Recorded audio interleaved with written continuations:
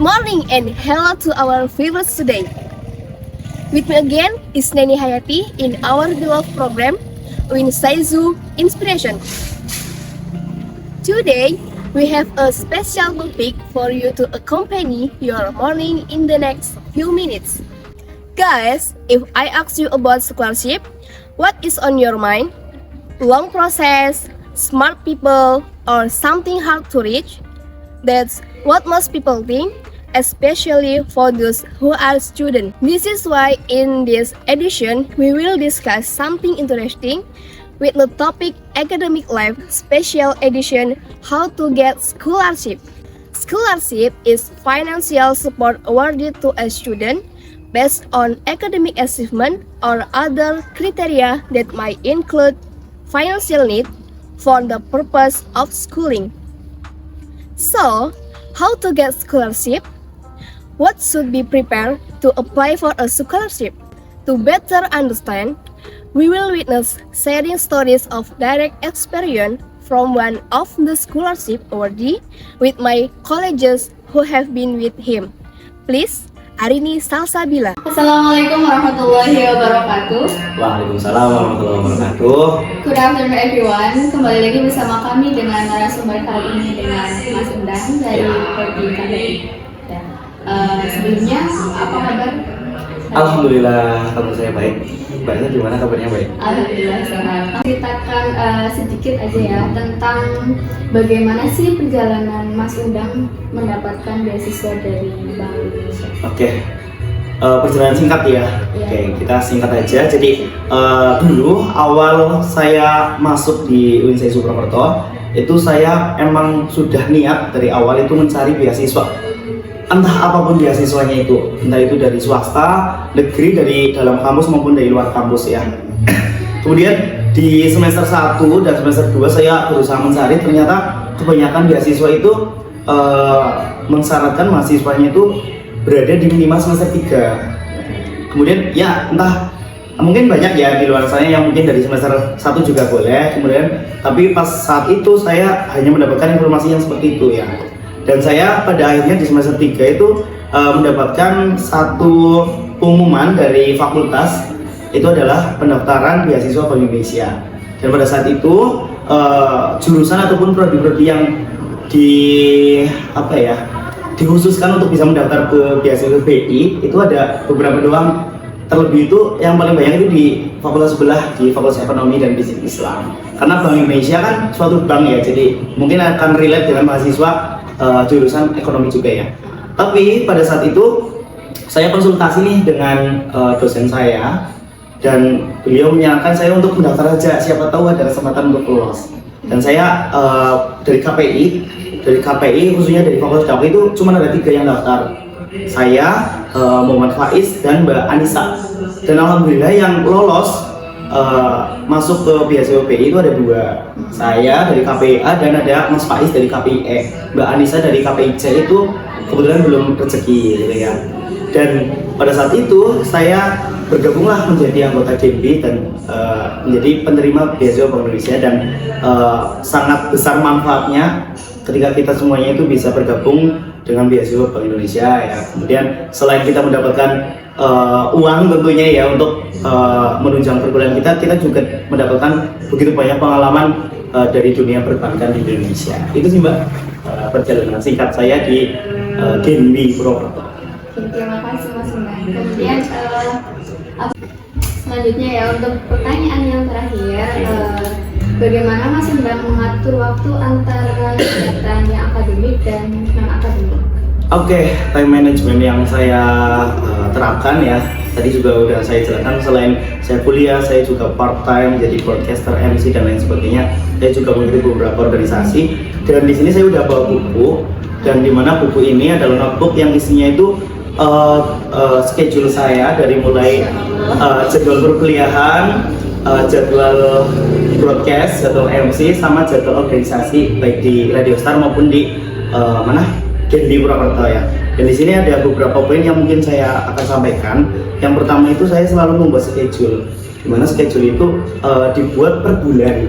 Jadi kalau misalkan bulan Mei ini minggu pertama saya mungkin mau MC di mana aja, saya mau ada rapat organisasi di tanggal berapa saja, kegiatan Genbi itu di tanggal berapa saja, dan itu berjalan selama 1 bulan. Nah, nanti akan di-upgrade ataupun diperbarui setiap bulannya. Kemudian yang kedua itu saya membuat to-do list ya, ataupun rincian-rincian dari jadwal-jadwal yang sudah saya buat per minggu dan akan diakumulasi setiap bulannya. Itu saya menerapkan deadline yang paling dekat. Itu ada hubungannya dengan skala prioritas. Nah, ini juga saya akan menerapkan skala prioritas yang mungkin mana sih kegiatan ataupun hal-hal yang perlu saya lakukan terlebih dahulu ya, dan mendesak dan harus diselesaikan pada saat itu juga. Kemudian yang keempat itu saya selalu mengerjakan pekerjaan yang mungkin saya nilai itu mudah ya, misalnya kayak tugas dari dosen untuk meresum ataupun untuk menonton video dan kita lalu komentar di kolom komentar itu ya, untuk sebagai bukti kehadiran itu saya langsung lakukan pada hari setelah belajar itu selesai. Kemudian yang terakhir itu disiplin sih, mungkin ini disiplin saya belum terlalu continue ya untuk kedisiplinan ini ya, jadi mungkin disiplin ini mungkin perlu menjadi saran saya sendiri untuk lebih baik lagi ke depannya. Itu sih. Selanjutnya saya kembalikan lagi kepada Mbak Isna. What a really inspiring story! Alright, now we move to the other scholarship awardee with my colleagues who have been with him. Please, Rizky Nur Fadila. Assalamualaikum warahmatullahi wabarakatuh. Hello everyone, good morning. Di sini kita telah kedatangan tamu kita, yaitu dengan Mas Syamil dari Prodi Universitas Bahasa Inggris. Halo Mas Syamil. Apa kabarnya? Sehat? Alhamdulillah sehat. Alhamdulillah. Oke, jadi mana perjalanan Mas Syamil mendapatkan beasiswa tersebut? Beasiswa yang kemarin ya, Malaysia. Betul. Sebenarnya untuk beasiswa ini merupakan beasiswa yang pertama kali dikeluarkan dari UIN, karena memang dalam rangka transformasi dari IAIN UIN. Jadi salah satu persyaratan untuk menjadi UIN itu mendirikan international office. Nah, international office ini salah satu program kerjanya jelas beasiswa untuk mahasiswa-mahasiswa. Jadi bisa dikatakan bahwasanya beasiswa ini memang beasiswa perdana untuk mahasiswa-mahasiswa universitas. Nah, kebetulan memang alhamdulillahnya saya menjadi salah satu alumninya. Nantinya mungkin ya bisa mencari pengalaman di Malaysia. Sebenarnya untuk waktu masih belum terlalu jelas ya. Tapi insya Allah untuk keberangkatan saya akan berangkat di bulan Juli, di awal bulan Juli. Jadi mulai dari sana sudah mulai mengurus paspor dan lain-lain. Nah, untuk awal perjalanannya sebenarnya ya mungkin hampir sama dengan teman-teman yang lain yang mungkin mencoba apply beasiswa. Mungkin pertamanya yang mungkin cari-cari informasi, karena waktu itu kebetulan teman saya mendapat informasi itu. Terus juga karena memang saya biasa nyoba aja dulu. Salah satu persyaratannya yaitu mungkin membuat isai. Waktu itu isai dalam berbahasa asing, entah bahasa Arab atau bahasa Inggris. Waktu itu ada pilihannya. Saya memilih membuat isai dalam bahasa Inggris karena itu memang biasa dengan saya lah, dengan saya. Isainya itu diperuntukkan temanya mengenai leadership kepemimpinan masalah. Tapi memang hampir keseluruhan beasiswa yang saya tahu itu pasti temanya tentang leadership per hari ini. Nah, untuk beberapa persyaratan kali itu ada aktif mengikuti organisasi kampus, organisasi intra, yaitu misalnya MJ, DEMA, SMA, UKM, komunitas dan lain.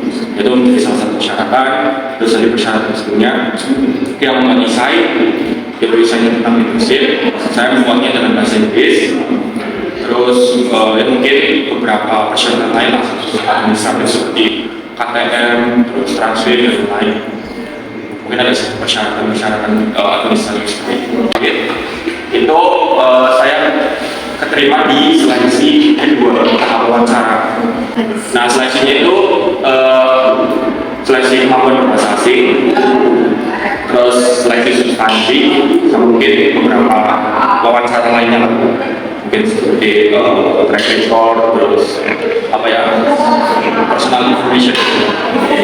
Jadi kalau kemampuan asasinya seperti biasa kita dikasih kemampuan asasi, public di depan, terus presentasi terus kita jawab banyak, terus slide itu mempresentasikan apa yang sudah kita tulis di sana. Itu Lalu pertanyaan yang terakhir, bagaimana Mas Syamil mengatur waktu antara kegiatan di kampus, belajar dengan kegiatan organisasi? saya selama tugasnya nggak terlalu banyak dan harus misal melibatkan orang lain, itu saya nggak pernah tunda-tunda. Misal deadline-nya seminggu, tapi saya dapat di hari ini, pulang itu pasti aku kerjain biasanya. Pasti aku kerjain. Selama itu nggak melibatkan orang lainnya, biasanya aku tunda itu karena kelompokan dan itu harus menurut teman-teman lainnya. Salah satu hal yang bisa meringankan gitu ya, kayak ketika aku kegiatan di organisasi tidak terlalu mikirin tugas. Terus salah satu hal yang aku terapkan sejauh ini, tapi dong-dongan gitu, bisa dikatakan yaitu dengan meluangkan 1 hari buat tugas. Misal dalam 1 minggu itu ada kan 3 hari, itu pasti aku cari 1 hari buat fokus buat tugas. Di hari itu kalau aku ada kegiatan, aku mau pasti aku luangkan guys. Endang is a student and works part-time, and now Syamil is a student and campus activist. Both of them can really be a good example for all of us. Okay guys, so from their stories, we can use insight that time and self-management is very important. And in time and self-management, it really takes habit which might be quite heavy at first. But habituation does require a little question in order to be consistent in implementation. And now, we can state that tips how to get scholarship for our guests. That is, if you have a goal, never stop trying, because if you never try, you never know. Well, it looks like we are out of time for today. Thanks for watching. See you next time.